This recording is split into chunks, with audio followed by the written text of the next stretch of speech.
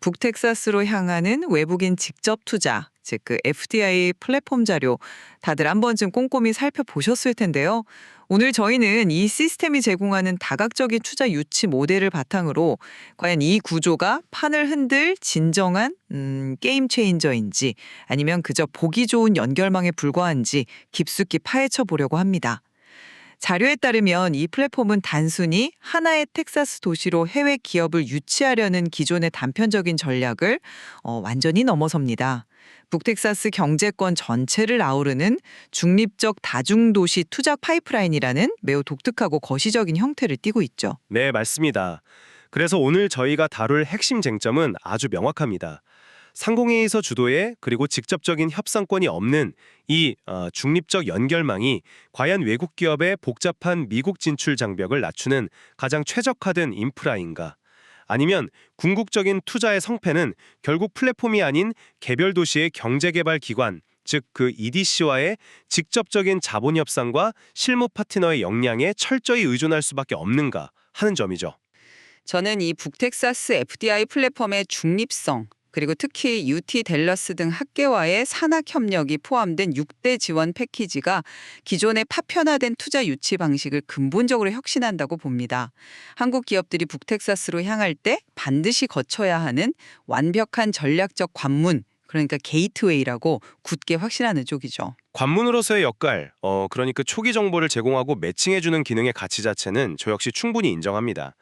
하지만 저는 이 플랫폼이 직접적인 인센티브 협상 권한을 전혀 가지지 못하고 핵심 실무를 외부로 외주화하는 그 구조적 한계에 더 주목하고 있습니다.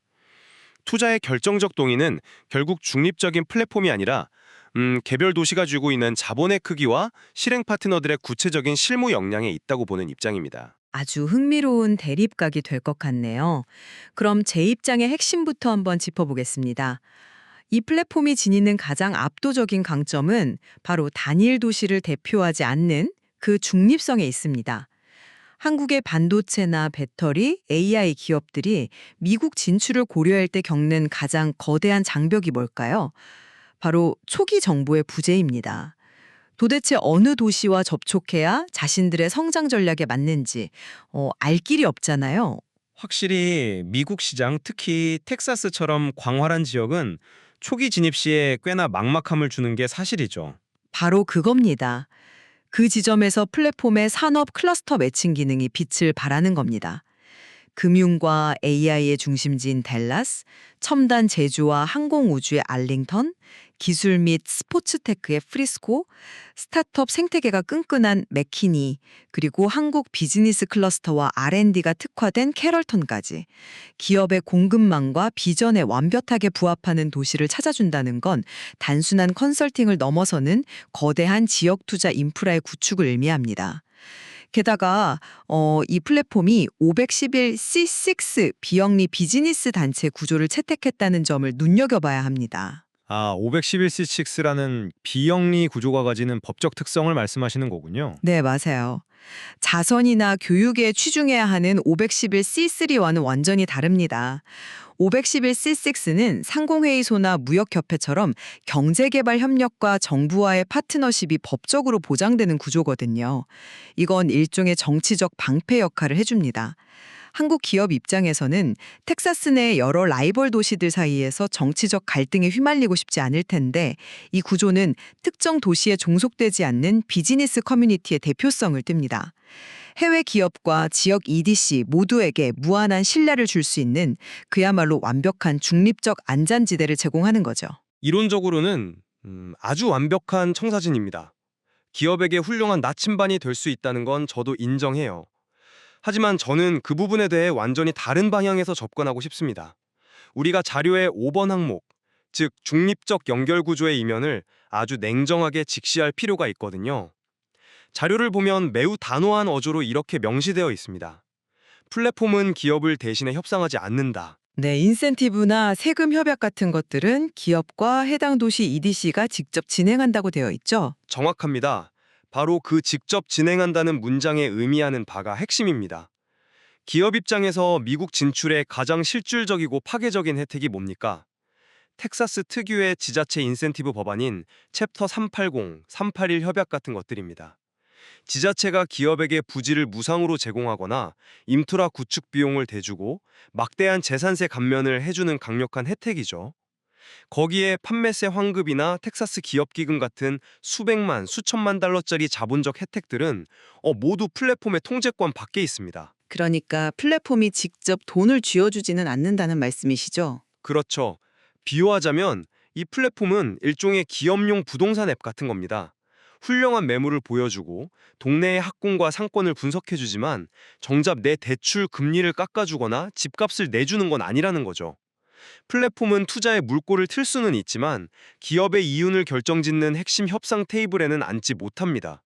극단적으로 말해 이 구조 안에서 플랫폼은 거창한 인프라라기보다는 권한 없는 소개자의 역할에 머무를 위험이 큽니다.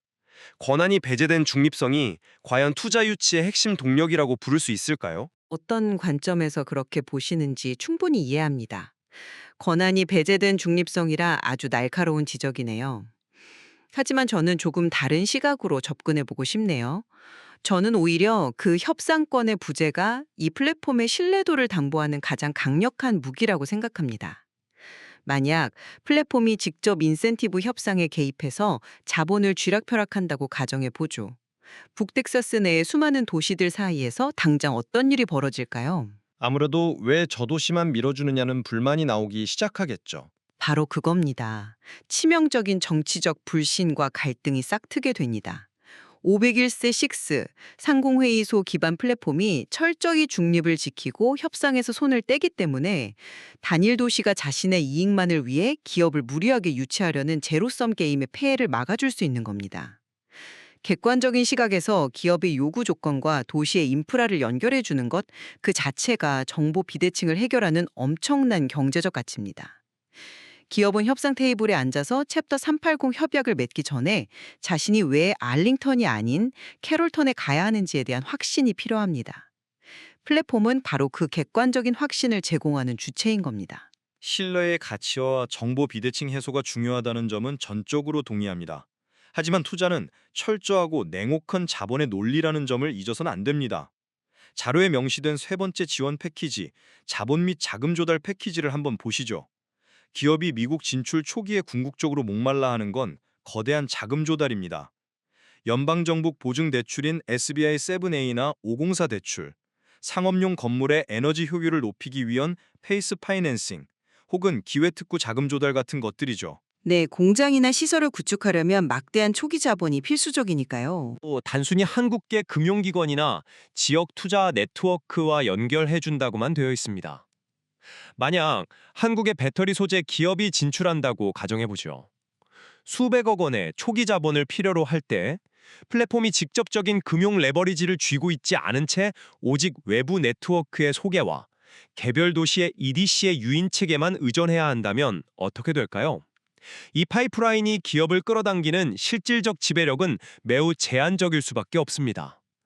결국 최종 도장을 찍게 만드는 건 훌륭한 산업 매핑이 아니라 해당 도시가 얼마나 공격적인 자본 패키지를 기업의 손에 쥐어줄 수 있느냐에 달린 것 아닐까요? 자본의 중요성을 결코 부정하는 건 아닙니다. 당연히 텍사스 지자체의 인센티브는 강력하죠. 하지만 투자를 결정하는 요소가 오직 세금 감면이나 대출 연결에만 있다고 보는 건 투자의 복잡성을 지나치게 단순화하는 위험이 있습니다. 자료에 제시된 6대 패키지 중 저는 6번째인 시장 진입 인텔리전스 패키지의 가치를 강력하게 강조하고 싶습니다. 이건 단순한 자본 그 이상의 가치를 지닙니다. UT 댈러스 비즈니스 스쿨 연구진과 협력해서 제공한다는 그 데이터 분석 패키지 말씀이시군요. 맞습니다. 노스 텍사스 코리안 챔버 오브 커머스와 UT 댈러스 연구진이 합력하여 제공하는 정보의 깊이를 한번 상상해 보십시오. 단순히 상권을 분석하는 수준이 아닙니다. 산업 규모와 주요 경쟁사를 분석하고 텍사스 시장의 기회와 공급망 병목 현상을 파악합니다. 심지어 복잡한 인증 요건과 수입 규정을 망라한 규제 로드맵, 최적의 부지 선정 전략, 그리고 조인트 벤처나 직접 투자 같은 시장 진출 전략까지 심층적으로 제공하죠. 이건 개별 한국 기업이나 심지어 예산이 넉넉한 단일 도시의 경제개발기관조차 독자적으로 구축하기에는 너무나 방대하고 압도적인 지적 자산입니다. 학술적 데이터와 규제 분석의 퀄리티가 높다는 점은 저도 공감합니다. 특히 미국 법률에 익숙하지 않은 해외 기업에겐 굉장히 유용하겠죠. 그렇죠. 상공이소의 끈끈한 기업 네트워크, UT 댈러스의 연구 신뢰성, 그리고 각 도시의 투자 유치 의지라는 삼축 모델이 맞물리면서 플랫폼의 공공성과 정보의 신뢰성은 최고조에 달합니다. 아무리 EDC가 뛰어난 세금 감면 혜택을 제시하더라도 해당 주의 환경 규제나 연방 정부의 인증 절차에 대한 완벽한 분석 없이 수천억 원을 투자하는 건 눈을 가리고 운전하는 도박이나 다름없습니다. 플랫폼은 이러한 투자를 도박에서 과학적 의사결정으로 바꿔놓는 필수 인프라입니다. 죄송하지만 그 논리에는 선뜻 동의하기가 어렵군요. 왜 그런지 설명해 드리겠습니다. 시장 진입 인텔리전스 패키지가 제공하는 이론적 학술적 가치에는 저 역시 박수를 보냅니다. 그런데 외국 기업이 미국이라는 낯선 땅에 뿌리를 내릴 때 마주하는 가장 거칠고 험난한 진짜 실무적인 장벽은 도서관에 있는 게 아닙니다. 현장에 있죠. 자료에 명시된 두 번째 항목, 소프트 랜딩 패키지를 짚고 넘어가야 합니다. 초기 정착을 돕는 실무 지원 패키지를 말씀하시는 거군요. 네, 자료를 보면 법인 설립, 복잡한 세무구조 설계, 은행계좌 개설부터 시작해서 공장 부지의 임대차 협상, 용도구역 변경, 각종 인허가 안내, 필수적인 UL 인증 획득, 그리고 실제 건설 및 시설 구축까지 아주 방대한 실무들이 언급되어 있습니다. 자, 그런데 이 치열한 현장의 실무를 누가 수행합니까? 플랫폼이 직접 발로 뜁니까? 그건 현실적으로 불가능하죠. 그래서 실행 파트너들이 존재하는 거고요. 이 지점이 제가 깊게 우려하는 바입니다. 투자의 가장 험난한 고비는 규제 로드맵을 잇는 단계가 아니라 현지 건설업자와 부딪히고 시청 인허가 담당자와 싸우는 실행 단계에 있습니다. 그런데 플랫폼은 여기서 직접 문제를 해결하는 주체가 아니라 단순히 업무를 외부 벤더들에게 넘기는 일종의 아웃소싱 허브로 전락해버립니다. 지적 자산은 훌륭하지만 현장의 진흙탕 싸움을 대신해줄 물리적 실행력이 철저히 외주화되어 있다는 건 이 플랫폼의 명백한 구조적 한계를 보여주는 대목입니다. 실행 파트너를 활용하는 방식을 두고 아웃소싱 허브로의 전략이라 평가하시는 건 너무 과혹한 프레이밍인 것 같은데요. 상공회의소 같은 5105 CC6 구조가 수많은 기업의 임대차 계약이나 건설 인허가 실무를 직접 처리한다는 건 비효율적일 뿐만 아니라 구조적으로 불가능합니다. 오히려 검증된 최고의 로펌, 회계법인, 건설 파트너 그룹을 선별하고 적재적소에 배치하여 관리하는 것, 그 네트워킹 능력 자체가 북텍사스 FDI 플랫폼이 가진 가장 강력한 역량입니다. 여기서 논의를 조금 더 거시적인 차원으로 끌어올려 보겠습니다. 거시적 차원이라면 어떤 부분을 말씀하시는 거죠? 저는 이 플랫폼이 그리는 지역협력 모델의 현실성에 대해 강조하고 싶습니다. 북텍사스라는 지역을 한번 생각해 보시죠.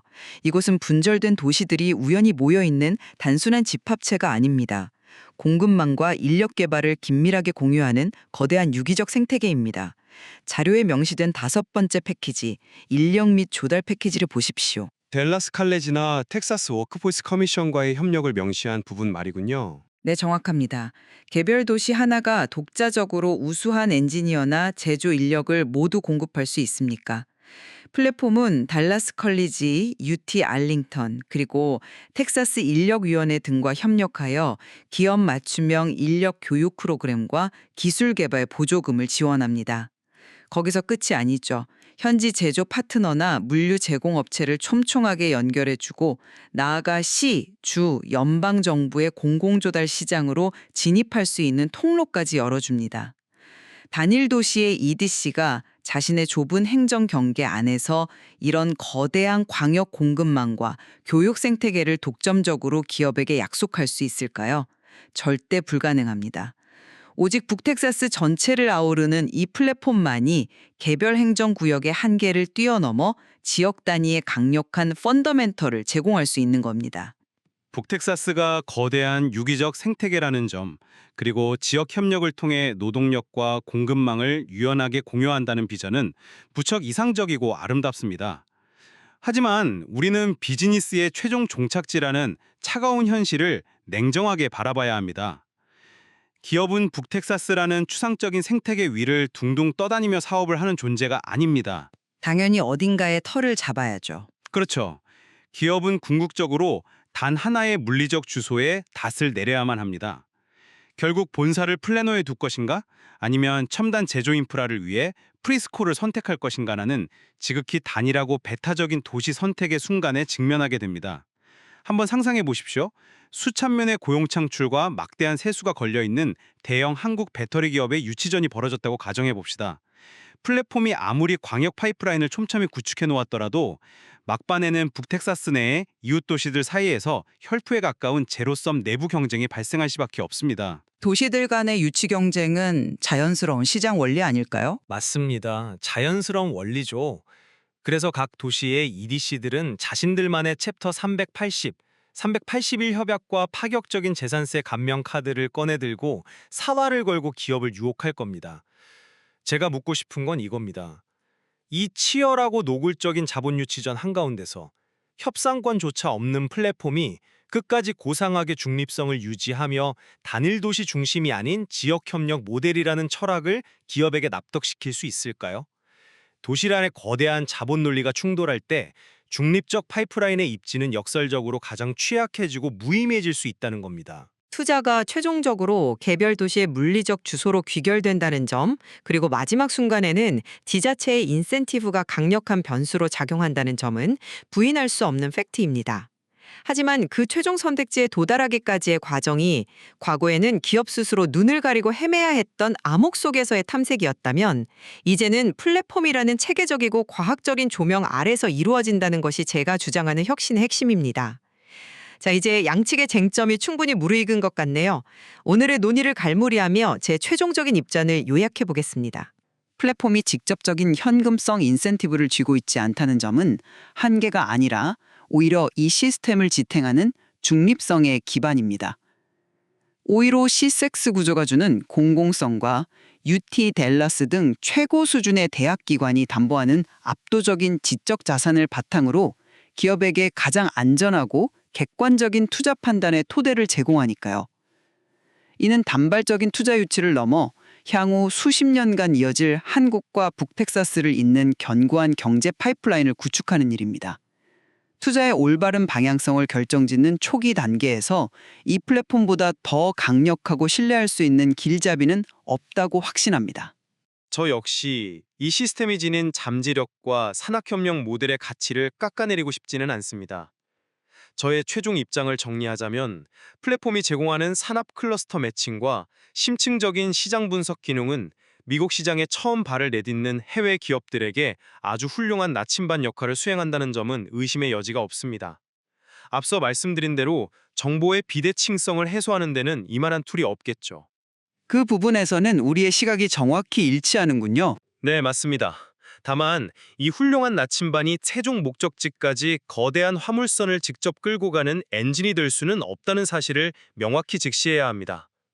아무리 초기 연결망이 뛰어나고 규제 로드맵 데이터가 방대하더라도 결국 수천억 원대 투자의 성패의 마침표를 찍는 결정적 변수는 따로 있습니다. 바로 개별 도시 EDC가 제시하는 파격적인 텍사스주 및 지방세 인센티브 협상 능력, 그리고 복잡다단한 인허가와 건설 실무를 현장에서 직접 부딪히며 해결해낼 실행 파트너들의 구체적인 투쟁 역량에 깊게 의존할 수밖에 없다는 점이죠. 플랫폼은 최적의 길을 보여줄 수는 있지만 직접 아스팔트를 깔고 공장을 올리는 물리적 동력은 결국 개별 도시와 실무 벤더들의 몫이라는 점을 잊지 말아야 합니다. 오늘의 깊이 있는 논의를 통해 우리 두 사람 모두 한 가지 중요한 사실에는 깊이 공감하고 있음을 확인했습니다. 정보의 비대칭성을 해결하기 위한 지역 단위의 산업 클러스터 매핑, 그리고 기업의 초기 불안감을 해소할 규제 분석 및 소프트 랜딩 연결 시스템의 필요성은 절대적이라는 사실입니다. 그렇습니다. 북텍사스라는 거대한 지역이 지닌 산업의 다양성과 인프라의 강점을 기업의 공급망에 맞추어 체계적으로 소개하는 이 시스템의 존재 가치 자체에 대해서는 더 이상 이견이 없습니다. 다만 이 중립적이고 거시적인 시스템을 실질적인 투자를 일으키는 마중물로 볼 것인지 아니면 투자를 성사시키는 핵심 동인으로까지 격상시켜 볼 것인지에 대해서는 오늘 우리가 치열하게 나눈 관점의 차이가 분명한 여운으로 남아있네요. 맞습니다. 북텍사스 FDI 플랫폼이 그리는 이 거대한 생태계 중심의 비전이 투자의 본질인 자본과 협상의 노골적인 논리를 어떻게 포용하고 또 어떻게 진화해 나갈지는 앞으로 현장에서 증명될 흥미로운 대목입니다. 청취자 여러분께서도 오늘 저희가 다룬 자료에 담긴 다양한 인센티브 구조와 6대 지원 패키지 그리고 도시별 특화 산업의 디테일을 한 번 더 직접 살펴보시기를 권해드립니다.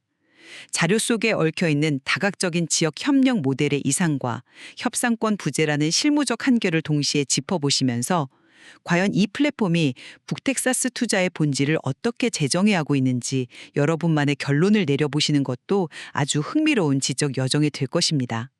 함께해 주셔서 감사합니다.